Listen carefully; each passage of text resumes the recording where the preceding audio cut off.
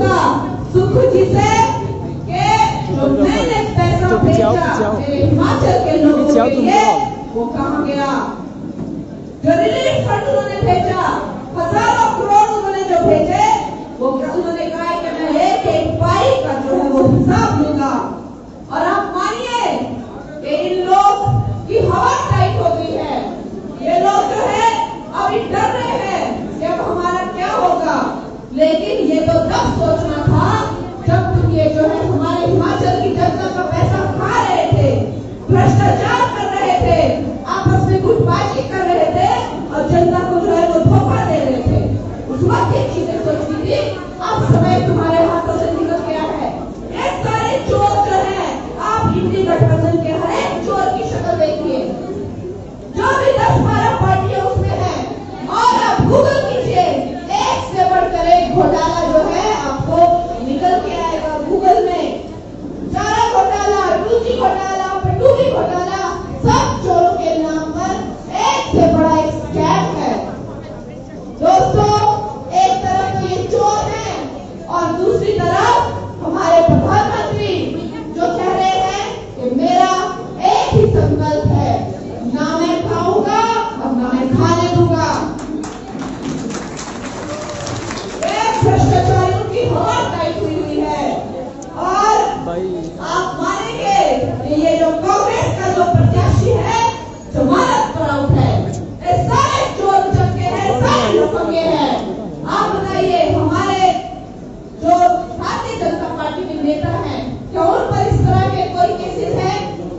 क्या हमारे भारतीय जनता पार्टी के जो नेता है, क्या उन्होंने कभी जनता का पैसा खाया? आपको एक भी ऐसा उदाहरण नहीं मिलेगा जो जनता पार्टी के बैकग्राउंड से आता हो और चोर हो। किसी ने चलने का मौका दिया जा सकता है। मैं उनकी बात नहीं कर रही जो अच्छाई के रास्ते में चलना चाहते हैं। उन्होंने अपनी जो है पुरानी सब गैंग को छोड़कर जो है भारतीय जनता पार्टी का रास्ता जो चुना है, वो उन बातों की मैं बात नहीं कर रही। मैं भारतीय जनता पार्टी की जो हमारी जो वर्कर है और कार्यकर्ता है जो जमीन से जुड़कर जो है ऊपर आए हुए हैं।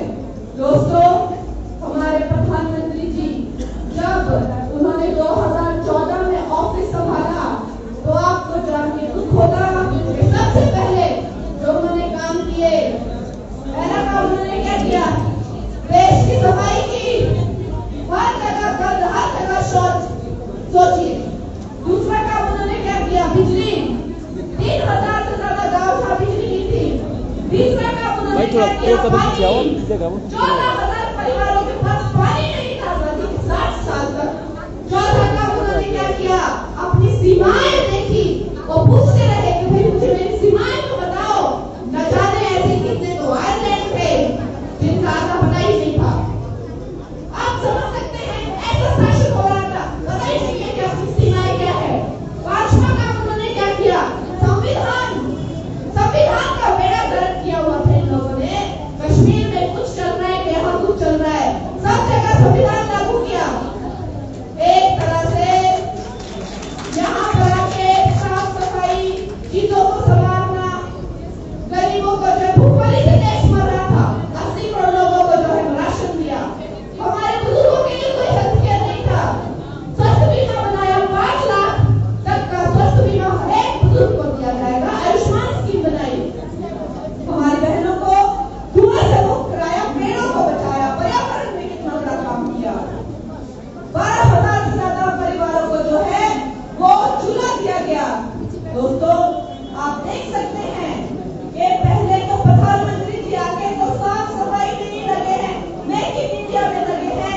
सरहद एक तरह से हम समझते हैं कि हमारा सौभाग्य है कि हमसे पहले ऐसे लोग आ रहे हैं और जीवन अपना जिन्होंने खपा दिया इस देश को संभालने में। अभी भी वो जो है यूनिफॉर्म सिविल कोड, सबके संवैधानिक अधिकार एक नहीं है। हर 2 साल में इलेक्शन आते हैं, 6-6 महीने में इलेक्शन है।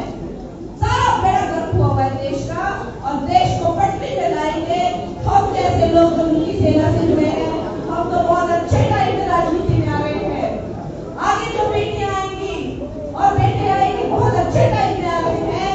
लेकिन इनकी व्यथा सुनिए, ये प्रधान प्रधानमंत्री बनते हैं सबसे पहले तो कूड़ा करकट, मेक इन इंडिया, स्वस्थ इंडिया, स्वच्छ इंडिया और अपनी बाउंड्रीज यही इनको करने में जो है सालों साल लग गए। तो इनका हमारे देश के लिए जो इनका सहयोग है, जो इनका बलिदान है, वो हमें नहीं भूलना है दोस्तों। ये छोटा बलिदान नहीं है, ये देश को संभालना कि भाई मेरा पॉपुलेशन कितना है, मेरा बाउंड्रीज कितना है, अरे कूड़ा मत फेंको, मेक इन इंडिया बनाओ, ये इतनी बड़ी जो उन्होंने हमारे लिए काम किया है। अब हम जो है